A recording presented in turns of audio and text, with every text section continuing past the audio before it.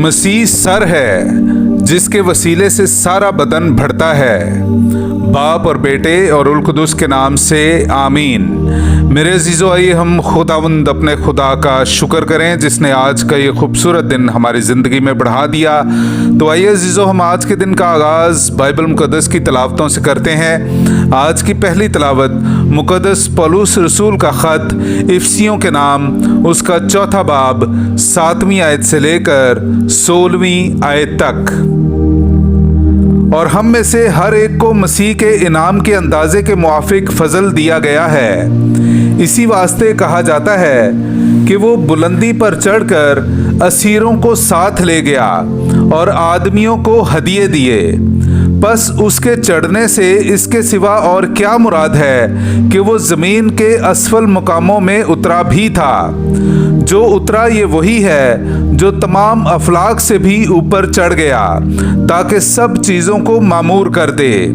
उसी ने बाज़ को रसूल और बाज़ को नबी, बाज़ को मुबशर और बाज़ को चरवाहा और मुअल्लिम मुकर्रर करके दे दिया ताकि मुक़द्दसीन खिदमत के काम में कामिल बने और मसीह का बदन बनाया जाए, जब तक हम सब के सब ईमान और इब्ने खुदा की पहचान में एक होकर मुकम्मल इंसान ना बन जाएं, यानी मसीह के बदन के पूरे कद के अंदाजे तक ना पहुंच जाएं, ताकि हम आगे को बच्चे ना रहें और आदमियों की तलव्वुन मिजाजी और मकारी के सबब से उनके गुमराह करने वाले मंसूबों की तरफ हर एक तालीम के झोंके से उछलते बहते ना फिरें, बल्कि मोहब्बत में सच्चाई पर चलकर उसमें जो सर है यानी मसीह में हर तरह से बढ़ते जाएं। उसी से सारा बदन सब जोड़ों की मदद से पैवस्ता और मुल्हक होकर उस तासीर के मुआफिक जो बकदर हर उज़्व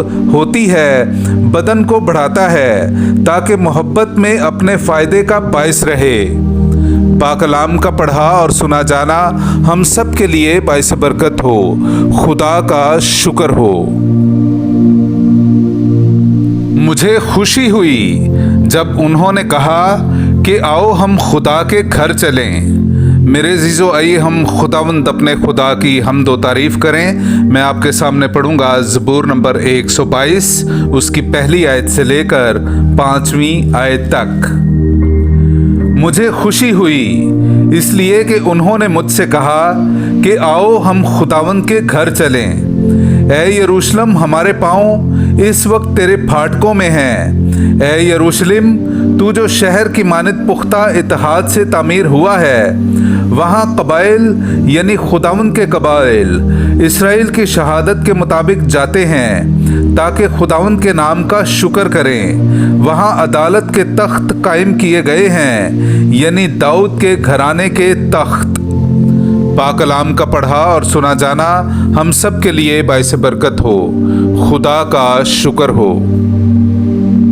खुदावंद फरमाता है, राह, हक और ज़िंदगी मैं हूँ। कोई मेरे वसीले के बगैर बाप के पास नहीं आ सकता। हालेलुया।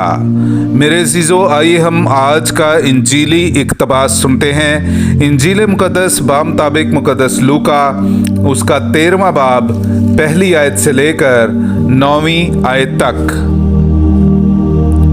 उसी मौका पर बाज हाजिर थे जिन्होंने उसे उन जलीलियों की खबर दी जिनका खून पिलातूस ने उनके ज़बीहों के साथ मिलाया था।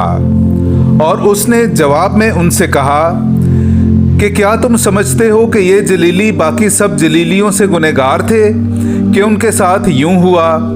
मैं तुमसे कहता हूं कि नहीं, लेकिन अगर तुम तौबा ना करो तो सब इसी तरह हलाक होगे।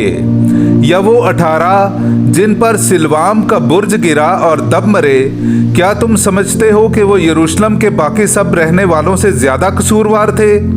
मैं तुमसे कहता हूँ कि नहीं, लेकिन अगर तुम तौबा ना करो तो सब इसी तरह हलाक होगे। और उसने ये तमसील कही कि किसी के ताकिस्तान में इंजीर का एक दरख्त लगा हुआ था। उसने आकर इसका फल ढूंढा मगर ना पाया। तब उसने कराम से कहा, देख, 3 बरस से मैं आकर इंजीर के इस दरख्त में फल ढूंढता हूँ मगर नहीं पाता। اسے کاٹ ڈال، یہ زمین کو بھی کیوں روکے رہے؟ پر اس نے جواب میں اس سے کہا کہ اے خداوند، اس سال اور بھی اسے رہنے دے کہ میں اس کے گرد تھالا کھودوں اور کھاد ڈالوں، شاید کہ آئندہ پھلے، نہیں تو پھر کٹوا دینا۔ پاک کلام کا پڑھا اور سنا جانا ہم سب کے لیے باعث برکت ہو۔ خدا کا شکر ہو۔